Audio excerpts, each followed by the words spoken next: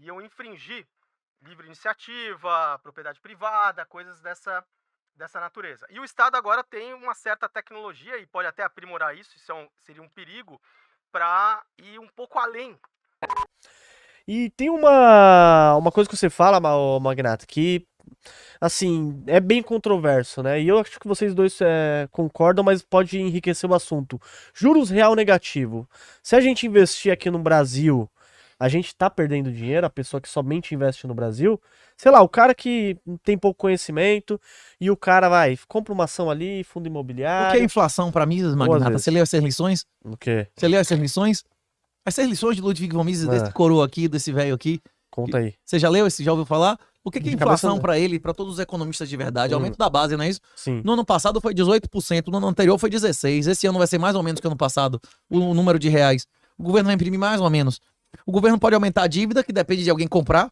Ele pode aumentar imposto, que tem custo político. Ele pode imprimir, que o custo político é o menor na economia, né? Eles chamam problema de Olson, né? Que quando o prejuízo é diluído, né? Os ricos hoje, eles são ricos por acumular real ou por dever em real? O governo é um devedor ou é um acumulador de reais? Ele é um devedor, né? E ele que controla o valor do real. Pra ele quer que o real valha mais ou menos. Pois é. Exatamente. A inflação é o aumento da base monetária na índice de porra de mágico que o PT botou no IBGE, não é isso ou não? O mágico lá da Argentina foi preso, como é o nome do cara lá. O Márcio Postman da Argentina foi pra cadeia, não é isso como é o nome dele? Ele fazia matemática? Fazia matemática. O Márcio Postman da Argentina foi lá pra cadeia, não foi ou não? Hein? Ah, mas a pessoa que tá aí comum, assim, o Trezoitão, ela escuta na televisão falando que a economia tá tudo bem, que ele olha pro dólar, o dólar tá controlado. O leão é manso. Exatamente. Não tem ninguém lhe comendo hemorroida. O governo, ele acaba... Olha, só para dar alguns dados, né, mas acho que o primeiro ponto importante, né, que a gente pode até já... E a gente deu o exemplo do Brasil, mas vale aí para até economia, a maior economia do mundo, Estados Unidos também, é que quando o Estado que detém um monopólio da oferta da moeda, ele não tem uma trava, ele não tem um limite, ele vai emitir a ad eterno, porque isso auxilia até o processo de expansão estatal, para ele promover todos os programas, agradar também, inclusive, aqueles que se aproximam do poder, que é um chamado rent-seeking, que eu acho que é uma das coisas mais terríveis que tem, esses grupos que se aproximam do poder para obter benefícios, proteger os setores deles, etc. E enquanto isso as pessoas elas acham, não, a inflação é boa aos pouquinhos. Olha só, o Plano Real, que é o plano que até hoje que foi o mais assim bem sucedido em termos de estabilização, desde julho de 94 para cá, o real perdeu quase 88% do poder de compra. Usando o critério oficial deles. Usando o critério oficial deles. Se você usar, por exemplo, em ouro... Quando lançou o Plano Real, o grama do ouro custava R$10, né? Exatamente. Era R$10. Quanto é a grama do ouro hoje, velho? Bota aí pra gente ver quanto é que tá. Exatamente. Usando a inflação oficial. Por exemplo, o próprio Estados Unidos, né, nos últimos 100 anos, o dólar perdeu... 462, é isso daí mesmo? Quanto é uma desvalorização de 10 para 462? Ixi, meu Deus do céu. Foi muito. Bota aí na calculadora pra você ver a diferença, inclusive, da inflação oficial e da perda... E o ouro... Nesse período foi pesadamente demonetizado, é uma coisa merda, né? Exatamente, teve um grande ciclo de baixa, depois a gente pode falar do ciclo de alta e de baixa do ouro, mas o próprio dólar, né, nos últimos 100 anos, perdeu 94,5% do seu poder de compra na inflação também. No CPI, né? Oficial. Nos últimos 50 anos, perdeu 85%, você vê que quando eles começarem a acelerar mais essa emissão, foi deteriorando, e nos últimos 20 anos, 41%. Então, assim, e acho que uma das coisas mais nefastas que tem em economia que a gente pode destacar essa questão, não é, de como esse mecanismo ele faz a concentração de renda e também permite que as pessoas também não se beneficiem tanto das inovações tecnológicas que tem uma pressão deflacionária. Então, assim, você vê o aumento da base, às vezes ela não se transforma totalmente em inflação de preços, não é? Naquele momento, né? Você pode usar o indicador oficial ou até os alternativos. Você vê que não é exatamente aquela mudança, porque você tem essas forças também deflacionárias da tecnologia que vão tornando as coisas mais baratas, né? Porque você vai conseguindo coisas mais eficientes e tal.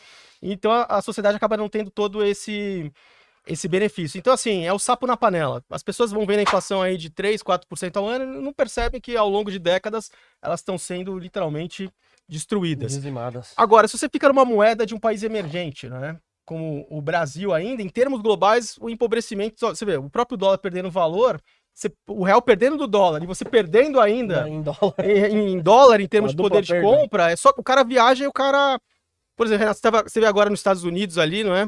Espero semana que vem Se você fosse converter lá o que você gastava lá pra comer e tal, você vê o estrago, Ia o ficar triste. poder de compra da moeda aí que o pessoal fala, não, imagina. O problema dos Estados Unidos, inclusive, é o dilema de Triffin, né? No do milkshake. Como o mundo inteiro quer botar dinheiro lá, tudo é caro lá, você não tem como ser uma potência exportadora, né? Se o mundo inteiro, os ricos estão tudo indo pra lá. Eu conheci mais bilionários brasileiros nos Estados Unidos do que no Brasil. O segundo cara que os caras botaram na internet ontem, o Miguel Milhão, eu encontrei o segundo português mais rico de Portugal. E os filhos dele, ele não quer ter aula de cidadania, aula de viadagem na escola, não. Ele quer o filho dele na Flórida, nem não. Ele acha que é mais fácil o filho dele ser sequestrado em Braga do que na Flórida, né? Ou não? Se tá atraindo português, imagine brasileiro, né? Hein? Exatamente. Então você tem esse ponto, né, da chamada moeda fiat, que não tem lastro e tem esse impacto inflacionário. Só que para piorar, agora a gente está numa configuração geopolítica, uma onda de longo prazo até na economia perigosa, chamada desglobalização. Pra gente ter uma ideia, a última desglobalização, ela começa mais ou menos de 1929, foi até a 1979, e geralmente o processo de desglobalização é quando os perdedores do processo de globalização, que é o mundo cooperando, o mundo prosperando, sai da mesa, ficam insatisfeitos e querem virar a mesa e arrumar confusão. Por exemplo, nesse período de desglobalização anterior que eu citei, e é um dos trechos que você sempre traz que é importante, da República de Weimar, que ali você começa uma encrenca, tem até um livro que chama Quando o Dinheiro Morre, When the Money Dies, e que mostra que é muito além de... degeneração. Uma degeneração da sociedade a ponto de emergir uma coisa como o nazismo. Você vê o tipo de coisa perigosa. Agora, no mundo, a gente está desde 2008 começando a flertar com uma onda de desglobalização. Ela começa a se acelerar mais na disputa do Trump com a China lá em 2018. E você começa, a partir da pandemia, aí o negócio fica muito descarado. Mas a gente está falando já de quase mais de uma década e meia que já tem uma movimentação que estava sendo ignorada, que o mundo não era mais tão amigável e cooperativo e que estava formando grupos que iam começar a se estranhar, né? Basicamente o Ocidente e o Oriente, a Índia, ela tá pendendo mais pro o lado ocidental, mas há muito tempo que já você tem uma movimentação China, Rússia, contra, né, Estados Unidos, Inglaterra e tal. Então você tem essa disputa, né? E dentro da desglobalização, você tem, tipo, essas tensões que a gente tem visto, por exemplo, no Oriente Médio, a própria Rússia invadindo a Ucrânia, etc. É tudo conectado. São os perdedores do processo de globalização, querendo tumultuar, de certa forma, o mundo, e o mundo começa a ficar menos cooperativo. Aí tem a mudança das cadeias de produção, começa a sair da China, começa a montar, então vou montar no México, vou montar na Índia, não é nem nearshoring, que é perto lá, é friendshoring, é os meus amigos. Você tem movimentações também monetárias importantíssimas, por exemplo, você vê China e Índia acumulando muito ouro, porque eles querem ter um padrão monetário para bater de frente justamente com o dólar. Depois a gente fala por que o dólar é tão... Ele prevalece. E essa demanda de ouro e importações da China, ela vai além simplesmente de ser simplesmente um lastro para a moeda. Você tem também um movimento que, por exemplo, a China, claramente, ela quer ter uma cobertura de ouro para fazer frente ao yuan dele, e também as obrigações que eles já têm no passado, não é?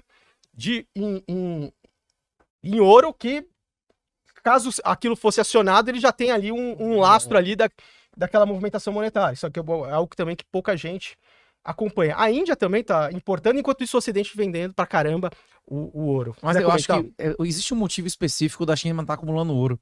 E não é especificamente achar que o ouro vai valorizar ou desvalorizar. Existe, inclusive, a associação de credores do... Exatamente. Isso. Por que que a Pequim devolveu Taiwan para a Inglaterra? Por que a Inglaterra devolveu Taiwan para Pequim e não para Taipei, não é isso? Tinham dois governos que diziam que era a China verdadeira, não é isso? Aí o governo inglês disse assim, olha, se você for realmente o sucessor dessa galera aqui, você vai cumprir as obrigações dessa galera aqui, não é isso? Se você não honrar a obrigação de seu pai e sua mãe, você recebe a herança de seu pai e sua mãe? Exato. Ônus pro bônus, não é isso? E aí quem pagou as dívidas da dinastia Qing foi Pequim, por isso ele recebeu Hong Kong, né? Mas a dívida dos Estados Unidos não foi paga ainda. Tem a associação de credores de títulos de ouro emitidos até 1911. A China tem um passivo. Alguma hora ela vai ter que pagar isso, né? Então, por mais que ele compre ouro, eu duvido que ele vai ter mais ouro do que ele deve, né? Que, inclusive tem juro em ouro, né? Tem títulos aí do século XIX, né? Os últimos é de 1911, né? Você compra, inclusive, nos Estados Unidos, tem a associação de credores dessa galera. Um dia isso vai ser cobrado, né? Agora, é isso. O ouro deu um pump, né? Ano passado estava abaixo de 2.000, agora bateu ao time high acima de 2.700 a onça. Mas quem comprou ouro quando eu nasci, quem comprou ouro no pico de 79 e 80 só recuperou nominal em 2007, velho. Meu Deus. Foi 28 anos de vara nominal em dólar, não é isso? O cara que comprou no pico de 2011 até ano passado tava perdendo nominal em dólar, velho. Assim, o ouro o ouro é ordem de grandeza, é tipo 10, 15 vezes menos do que o valor das Fiat, não é isso? Ele foi pesadamente demonetizado. Porque o ouro era o lastro do dinheiro até 71. Hoje em dia, o ouro é um metal cada vez mais metal industrial. Há 100, 200 anos atrás, 100% da riqueza do mundo era física. Hoje em dia, 90% da riqueza do mundo são coisas que não existem fisicamente. E a tendência é da monetização aumentar. A maioria dos reais são físicos ou são dígitos? São digital, né? Os direitos, a maioria os ativos que são negociados, tem mais milho futuro do que presente que não existe, porra. Tem mais derivativo do que ação de qualquer índice, não é isso? Tem mais coisa que não existe do que coisa que existe em termos de riqueza, não é isso? Exatamente. E a tendência é isso explodir e continuar, né? Ou não? É. Então, A não ser que a nossa sociedade colapse e a gente volte pra... então vamos acompanhando ali que a gente está organizando. Primeiro você tem essa onda de longo prazo, desglobalização, esses conflitos, o mundo menos cooperativo. Então você já tem que começar a pensar como é que você vai se defender disso. Você tem um movimento de que a expansão estatal foi tamanha, né, que o pêndulo já está batendo em vários países que a gente nem imaginaria que eles estariam discutindo questões que iam infringir livre iniciativa, propriedade privada, coisas dessa natureza. E o Estado agora tem uma certa tecnologia e pode até aprimorar isso, seria um perigo para ir um pouco além em termos de controle das pessoas. E tanto, olha só, que a importância do Bitcoin, ele surge em 2008 em resposta à crise mundial de 2008, o cansaço desses programas de bailout, de resgate dos bancos, o lucro é nosso, mas vamos socializar os prejuízos, e também já no meio desse início desse movimento de desglobalização, para você ter um ativo descentralizado, que você faz transferências 24 horas por dia, todos os dias da semana, não tem uma autoridade central, não é soberano, e que é uma ferramenta que te devolve o poder. É uma ferramenta para devolver o poder às pessoas e para elas poderem se proteger de um tipo de configuração que é justamente essa que a gente está lidando, e por isso que eu sempre falo que todo mundo ainda vai ter no seu portfólio ali, porque é uma questão até de sobrevivência. Obviamente a gente pode discutir a questão do investimento, potenciais, assimetrias, mas primeiro, né? Ao contrário do dólar inflacionário, que você não tem o limite de emissões, o Bitcoin lá desde o seu protocolo, com, né, as regras claras, quanto que vai ter só 21 milhões, vai ter esse ritmo de emissão, e o mais importante, a sua própria custódia, sem precisar de um terceiro, sem uma contraparte, sem nada, que é um mecanismo de defesa do cara. O cara vai lá, você tem lá essas moedas de bancos centrais ali, maluco, é pandemia? Se você tá proibido de gastar. Um juiz, nenhuma pessoa do mundo vai lhe tomar sua autocustódia e sua cabeça, não é isso? Se eu tiver que sair andando aqui e ir embora, o que tiver na minha cabeça eu vou levar, não é isso? Ou não? Exatamente. E se eu morrer, eu posso ainda levar pro caixão, se ninguém me honrar, não recebe um centavo, não é isso? Tubarões, se vocês quiserem ver cotação de ações, de fundos imobiliários, de BDRs, ETFs, criptomoedas, você consegue ver através do site do Investidor 10, a plataforma completa. Tem diversos rankings também, maiores lucros, maiores ROIs, empresas que pagaram mais dividendos nos últimos 12 meses. É uma plataforma completa e você consegue gerenciar sua carteira. O QR Code tá aqui na tela, aqui, só você acessar ou no link da descrição aqui do vídeo também.